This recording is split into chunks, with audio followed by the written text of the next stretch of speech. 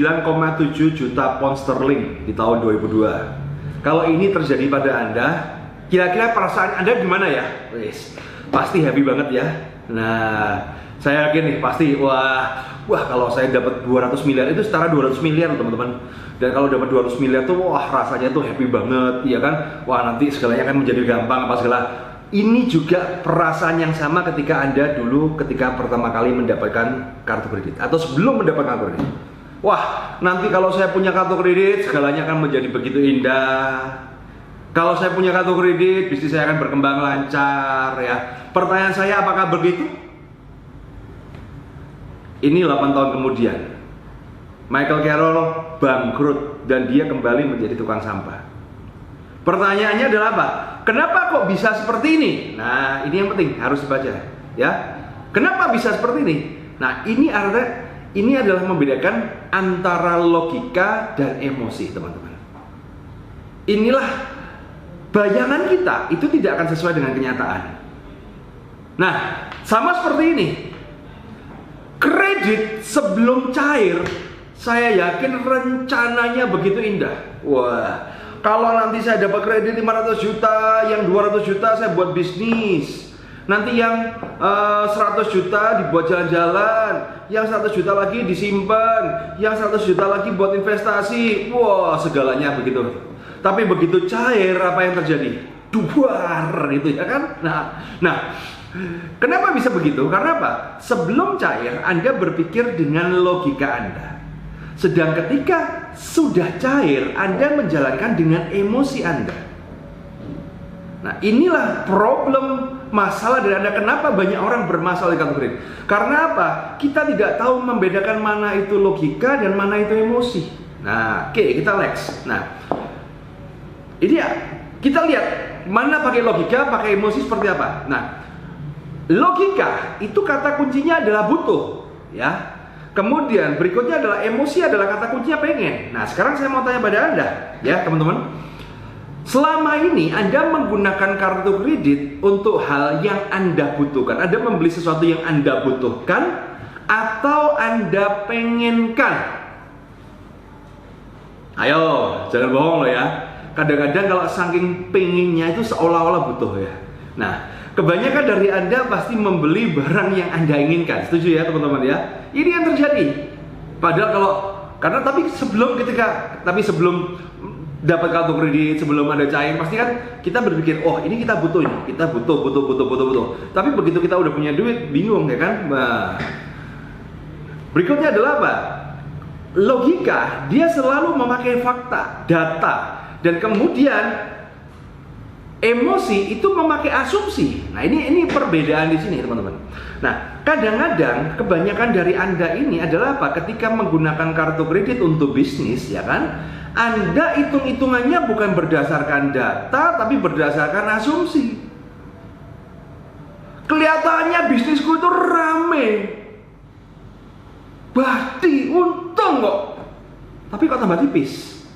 Kok utangnya tambah banyak gitu loh. Nah, nggak tak buat apa-apa kok. Nah, sama ya. Sama ketika orang-orang berbicara gini kan. Sama seperti orang diet, karena program BJKK ini sebenarnya sama diet keuangan ya kan. Nah, diet itu kan gampang ya kan, cuma dua sih. Satu, kurangin makan, yang kedua perbanyak olahraga. Tapi kenapa kok banyak orang kesulitan dalam diet gitu ya, termasuk saya juga itu ya. Nah, karena teorinya gampang, tapi kenyataannya teman-teman ya kan, kalau udah malam-malam udah perut grocok-grocok ya kan, nggak bisa tidur ya kan, kemudian lihat makanan, lah kok enak ini ya, nah akhirnya ya sudah hancur semua. Nah ini adalah perbedaan antara logika dan emosi, dan ini sangat berhubungan sekali dengan permasalahan Anda di kartu kredit. Kebanyakan dari Anda ketika Anda menggunakan kartu kredit, Anda menggunakan dengan emosi. Nah, oke, sekarang Pak, bedanya apa sih? Ya kan?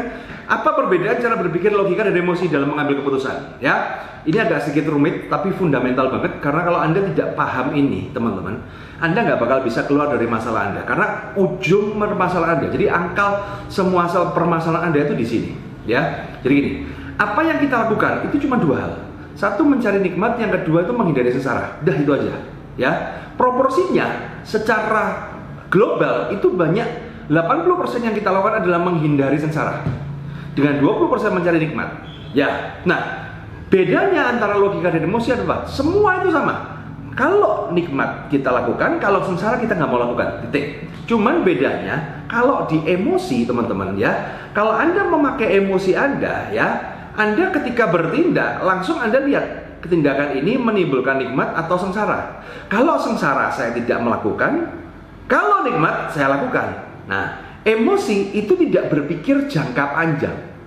Ya, istilahnya kalau sekarang lagi ngetren itu sumbu pendek. Jadi cuman ketika saya melakukan A, kalau nikmat saya lakukan. Kalau nggak nikmat, kalau sengsara saya nggak lakukan. Nah, tapi beda sekali dengan logika. Nah, kalau logika itu caranya apa? Ketika dia bertindak, dia selalu melihat konsekuensi. Ketika saya bertindak ini, sengsara apa nikmat? Sengsara. Tapi konsekuensinya nikmat. Ya akhirnya saya melakukan. Walaupun sengsara saya lakukan gitu loh. Karena saya melihat konsekuensi. Ini nikmat, tapi konsekuensinya sengsara. Ya saya nggak lakukan. Nah, kalau mau contoh paling gampang begini loh, simple. Kalau saya berbicara sayur, ya sayur itu aslinya enak apa enggak sih? Kalau aslinya deh, ya pahit, betul kan? Pahit, gak enak ya. Nah, tapi kenapa banyak dari Anda berbicara sayur itu enak? Karena Anda melihat manfaat. Walaupun saya makan sayur yang pahit begini, tapi manfaatnya tubuh saya jadi lebih sehat. Dan Anda melihat tubuh yang sehat ini, artinya apa? Anda melihat jangka panjang. Artinya yang jalan adalah logika. Nah sekarang saya mau tanya pada Anda, ya, kalau narkoba enak apa enggak? Enak, dah gitu aja deh, ya, gak usah malu-malu deh, ya, enak. Tapi kenapa kita tidak memakai narkoba? Karena apa? Enak sekarang, begitu ketangkep ya amburadul, amsyong gitu kan. Nah, artinya apa? Kita adalah membaca konsekuensi. Barang yang enak pun, tapi kalau konsekuensinya itu nggak enak, kita nggak akan melakukan, teman-teman. Nah, artinya yang berjalan siapa? Logika. Tapi kalau orang yang berjalan emosinya, ya kan, ya taunya makan sayur nggak enak, nggak dimakan, narkoba enak. Dia nggak mikir konsekuensinya sampai istilahnya bermasalah, masuk penjara, bahkan kerugian. Yang penting saya ngelakukan ini enak, beres. Nah, ini adalah emosi. Nah, banyak orang, ya hampir semua orang sukses bisa mengendalikan emosinya. Dia lebih bisa berpikir pakai logika. Tapi kebanyakan orang nggak sukses adalah dia hanya berpikir pakai emosi. Kalau nggak percaya, coba dicek. Orang masuk penjara itu karena pakai emosi, teman-teman. Ya, baik itu yang korupsi, merkosa, bunuh, rampok, kemudian maling, apapun, karena mereka memakai emosi. Dia tidak berpikir pakai logika. Nah, sekarang apa hubungannya dengan urusan kartu kredit? Nah, ini sangat berhubungan sekali ya. Jadi gini teman-teman, misalnya ya, ini membahas kenapa Anda bermasalah ya. Misalnya ada kartu kredit Anda jatuh tempo 3 hari lagi senilai 50 juta dan Anda hari ini cuma punya uang 1 juta. Apa yang akan Anda lakukan untuk melunasi kartu kredit Anda? Karena kalau 3 hari lagi Anda tidak bisa bayar, maka yang terjadi adalah nikmat atau sengsara? Sengsara ya. Nah, biasanya ketika saya tanya begini kepada peserta seminar saya, workshop saya, maka biasanya mereka kebanyakan dari mereka adalah apa? Nyari utang lagi untuk bayar utang, ya, gesek kartu kredit untuk bayar kartu kredit, gali lubang tutup lubang. Nah, ini artinya Anda sedang memakai narkoba terhadap utang Anda. Dan itulah kenapa mungkin hari ini Anda bermasalah, karena Anda udah kebanyakan, Anda udah menggunakan utang sebagai jangkis, Anda sebagai narkoba. Karena Anda menyelesaikan masalah dengan bayar utang. Nyari utang, bayar utang. Lupakan kepepet. Ya pertama-tama kepepet. Tapi kalau kita berbicara jujur ya kan, ketika Anda tanda tangan kartu kredit ataupun ketika Anda terima billing kartu kredit Anda pertama kali ya kan sudah jelas tuh tanggal cetak tanggal berapa, tanggal jatuh tempo tanggal berapa ya kan. Nggak bakal berubah, paling berubah selisih pun cuma 1 hari ya kan. Harusnya Anda udah tahu. Jadi kepepet itu kan sebenarnya kan alibi Anda aja. Karena ketika Anda pegang kartu kredit Anda sudah tahu gitu loh. Cuma Anda nggak mau tahu. Nah ini. Nah, problem banyak orang adalah pertama-tama kepepet, tapi lama-lama jadi kebiasaan. Loh, terus harusnya bagaimana Pak? Nah, harusnya kalau kita berbicara secara logika, ya kita lihat perbankan aja deh. Perbankan ketika maju kredit, ya kan dia selalu menghitung DBR, debt burden ratio. Nanti akan saya jelaskan di chapter next ya tentang DBR seperti apa. Intinya dia melihat Kemampuan bayar kita itu dari mana? Dari penghasilan. Ya sudah. Artinya, teman-teman, kalau Anda mau nyelesaikan utang, ya Anda harus berpikir bagaimana caranya saya meningkatkan penghasilan dari bisnis saya, dari pekerjaan saya untuk melunasin utang. Tapi ketika saya berbicara meningkatkan penghasilan, langsung yang terbayang dalam pikiran Anda, mudah apa susah? Susah Pak, ya kan?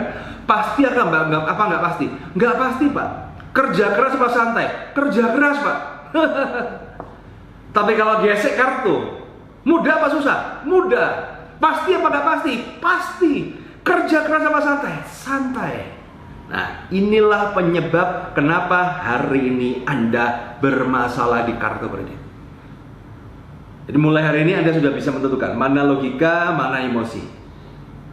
Oke, sampai jumpa di dalam video berikutnya.